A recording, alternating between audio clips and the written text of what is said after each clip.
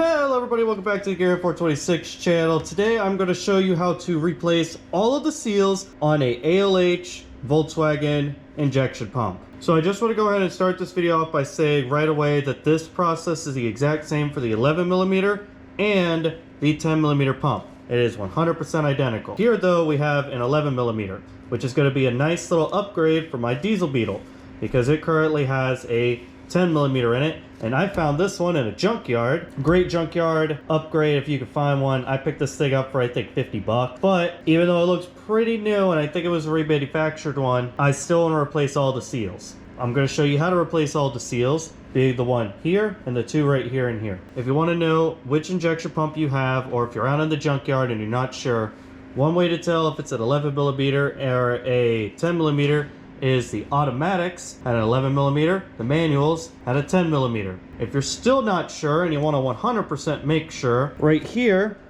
it'll have a J if it's an 11mm, a D if it's a 10mm, and here it says 414, which is an 11mm, but if it said 404, it would be a 10mm. Big things you're gonna need is this guy right here. By the way, you can get all of these parts and everything I'm about to show you on Diesel Geeks. They have an entire kit for it. I actually recommend their seals because they are better than what Volkswagen put in this. You're gonna need this special bit so that you could get to this weird security, you know, screw right there. I also recommend, because you pull the whole thing apart, go get a brand new Volkswagen field temperature sensor. And here is the kit that you get from Diesel Geeks, so you could go ahead and replace all of the seals on here. All of this together, this is the expensive bit. This bit's like 30 bucks, but the rest of this is like $30 altogether, so 60 bucks, and you have all brand new seals in your injection pump. So let's go ahead and start with the easy side, which is the top. And I will say, this is 100% possible to do with it in the vehicle. It is a pain in the ass to do it in the vehicle, but it is possible. Trust me, I've done it. All the Torxes on this pump are going to be a T30 as well.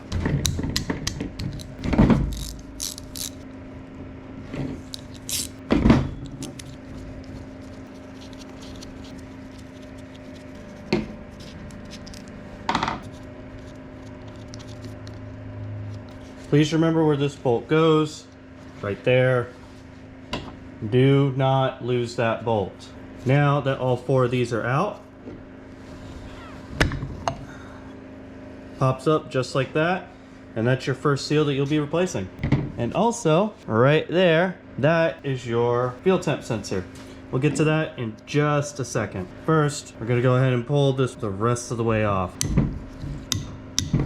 Now there's only 3 bolts holding it on right here, not 4. There we go. And that's because this long one goes all the way through, and it's actually more what you use to set the injection quantity. There we go. Now, this is very, very important when you go to put this pump back together. This little arm right here, there's a ball on there. There's a hole that this ball has to go in. If it doesn't go in there, your motor will not run. It won't do anything actually, because there won't be any fuel going to anything. Let's go ahead and clean this up. Try to make sure you do not get any contaminants in here. That would be very, very bad. But do your best to clean this. My recommendation, brand new Scotch-Brite pad. And don't go crazy on it, just be gentle. We're just cleaning up the surface because there's a bunch of corrosion on it, and corrosion's not good for seals. Now, even though most of these pumps are under vacuum, I'm going to be installing that lift pump. So this one's gonna have about, I think it's 5 psi of pressure. So we want to make sure that there's a good seal so we don't have any leaks. Please use a pick to get this out. Don't use a screwdriver. There we go. Say goodbye to the old seal. Take a paper towel. Clean, clean, clean, clean, clean, clean everything. I mean, I'm sure it doesn't have to be like the most perfect clean thing in the world, but this is just me, and I'm kind of a little anal about it. We'll take our first seal, go ahead and put it down. There's a little triangle right here. You have to match that up with the seal.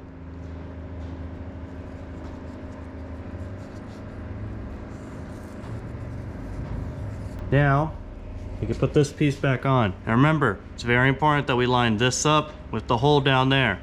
If they are not lined up, the motor will not run. Now we put in the 3 bolts right here, and we want to snug them up, because if this comes out even just a little bit, that ball will not be in that hole anymore, and then we'll have a problem. Now you do not have to torque them down yet, just snug them up. Now we can go ahead and do the temperature sensor. It takes a T10 Torx bit, and they're not super tight. I highly recommend getting a magnet to make sure that you do not drop these. Of course, I'm not using a magnet because I am stupid, but I'm also doing this on a workbench. Take that guy out. So if you look at them, there, they'll say a number. You want the number facing up. On the bottom, you see that it's got like a little crossbar that goes down. Go ahead and put that guy in there. And now reinstall your screws. Do not over tighten these. It's going into a circuit board. You don't want to break it. Now we can put this guy back on after we pull the seal out of it. Make sure to clean it all up nice and good. Take our new seal. There's a little triangle all the way up there. Make sure everything lines up.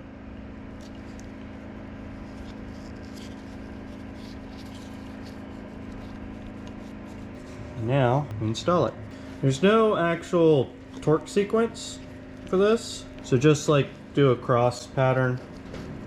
Should be all right. We will get to torquing all of these down once the quantity injection is set and it's in the car. Now it's time for the hard part, which is doing this seal here. In your kit that you get from Diesel Geek, you will have this bolt. This bolt is slightly longer than the bolts that are in here holding this pump head on.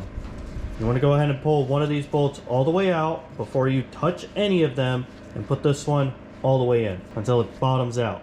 And that's where you're going to leave it. First though, I need to pull this bracket off and this bracket, and then we could go ahead and start pulling this guy off. To remove all the Allen bolts, it will be a 5mm. If you are doing this in the car, by the way, this bracket will still need to be removed, and you will also have to remove all the injection lines. All the Allen bolts are the exact same size, so do not worry about it. Just like all the others up top, all of these are T30s. Now at this moment, we're just going to break it loose.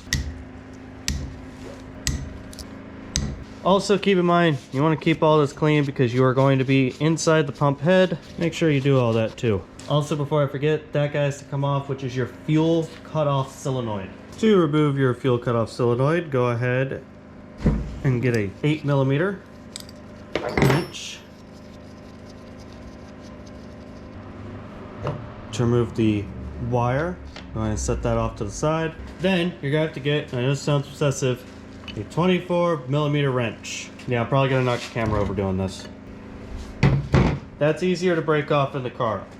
So give me a second. I'm gonna put this in the vise. Now if you have to put it into the vise like I just did, do not crank down on it because you will break this pump. Now our fuel cutoff solenoid is loose. There is a plunger in there. Mine fell apart. That's normal. Keep in mind there is a spring in here. So whenever you put it all together, make sure that spring and all goes together. So try not to lose that spring. Sometimes these will come out. Mine's being a pain in the ass, so I'd rather just leave it instead of accidentally breaking it. Let's go ahead, pull this bolt all the way out. You can see the difference in our bolt lengths. This is very important. Remove this bracket out of the way and reinstall this one. The purpose of this bolt is if this head comes all the way out, it will fall apart, and there's shims that go in specific places and do very specific jobs. And you're not going to know which one goes where. I don't even know which one goes where. So if that happens, you kind of screwed. So they give you this bolt to put in here to limit how much this head comes out, and it's just enough to where you could go ahead and install the new seal. Now we're going to back each head out a little bit at a time. Try to bring the head forward, and I pulled the bottom out just a little too fast, so it's binding up. Tighten it down some. Try to get it to free. There we go. All right, finally, I got that stupid thing out. This is what your shutoff valve should look like. I guess that O-ring was just stuck in there. You should really get that out. It appears that the pump needs a little assistance opening itself up, which is fine. It's not a problem. You just want to make sure that you try to open the pump up as evenly as possible. Try not to bind anything. Just don't know why mine is getting as stuck as it is. Now the pump's coming free like it's supposed to. And now it's out. Go ahead and take all your bolts out except for that one. We want to leave that one right where it is. Now you should barely, and I really do mean barely, see that new or that old ring in there. Most of the time these rings fall apart and you're gonna have to run around and clean the whole thing. Thankfully though, this one's still in pretty okay shape, so I should be able to get it out. It's just very important that we do not pull this pump head out any more than we have to.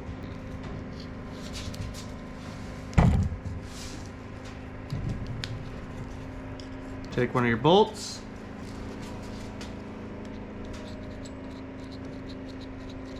Go ahead and thread that in. Because now we need to take this one out.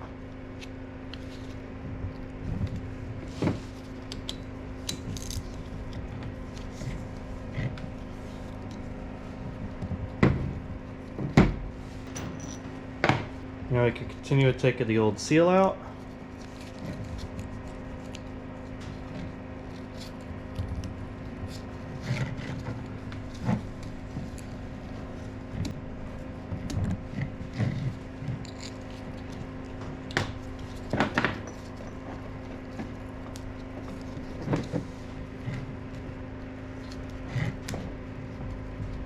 All right. There's your old seal. Diesel Geek gave you 2 of these because, as you saw, this is not easy to install. Both seals are the exact same. They give you an extra one in case you break it. I will tell you right now, probably going to need a paper clip for this. Take a little bit of Vaseline, put it all over your new O-ring. Get it nice and slick. Some people like to put duct tape around this whole piece. I've done that in the past. Yeah, we're just going to do it without. Now, I know you're going to be uncomfortable doing this, but you got to stretch this thing a lot. I think that's why they give you 2 of them, in case you break the first one. But you start putting it over here, and you just kind of roll it over.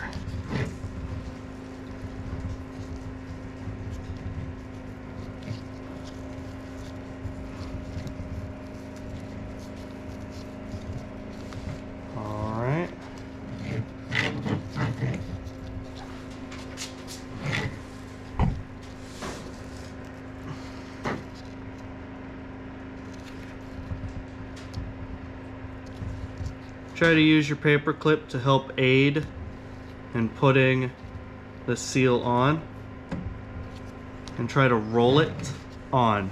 You're gonna have to stretch it over and it's gonna suck, but try to roll it on the best you can. It gives it the best chance of working. All right. Yep, it already slid into place in most of it. Gotta push it a little bit on the bottom because of this sensor down here. Okay, just make sure it gets into its groove all the way around. Okay, now here's the real important part where the paper clip comes in. So, first, get your long bolt. There it is. Go ahead and install it. Now at this moment, this O-ring is sitting on this bolt. So we have to put our long bolt back in. And now we take this one out. But while we take it out, because we don't want to mess up the seal, we take our paper clip, we hook around it, and we pull it away from the bolt. And we take it out. It's better to use a paper clip that has a rubber outside. She is now in. Try to clean up as much of it as you can. On this job, everything needs to be super clean, as I said more than once already. Also, with the Vaseline being there too, it helps ensure that the O-ring is gonna have a nice time going in. 2 black bolts go to the front of the car, so this side of the pump. 2 shallow ones go to this side. Remember to install your brackets. Don't want to forget those. You're gonna have to pull it all apart. Okay, now before you pull out that bolt, just go between these 2 right here and bring the whole thing together. Try to do it as even as possible. You don't want it to get crooked, because then it won't go in or you'll rip the seal. It should not take any pressure at all. Like if you're having to crank on this ratchet, it's up to drawn, like 1 pound of force. That's all it's needed. And that thing should go in. If it's taking more than that, there's a problem. Let's go ahead and put our fuel cutoff solenoid in.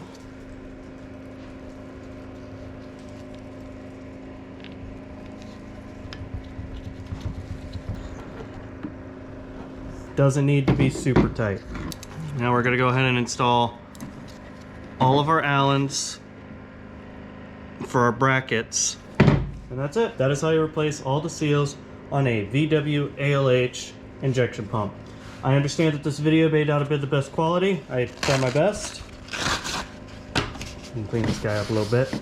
I try my best. I noticed that there weren't any videos out there about this. All there was a forum write-up, and for a lot of people it's easier to see it. I will go ahead and post that write-up below, where it has much better detail on how to do all this than what I just did, but this will at least give you a visual interpretation that you could watch to help you do this. So yeah, after it's on my vehicle, I will go ahead and show you guys how to set the quantity adjustment. So yeah, if you enjoyed the video, give it a big thumbs up. Someone to buy for the first time, go ahead and hit the subscribe button, and I'll catch you guys in the next one.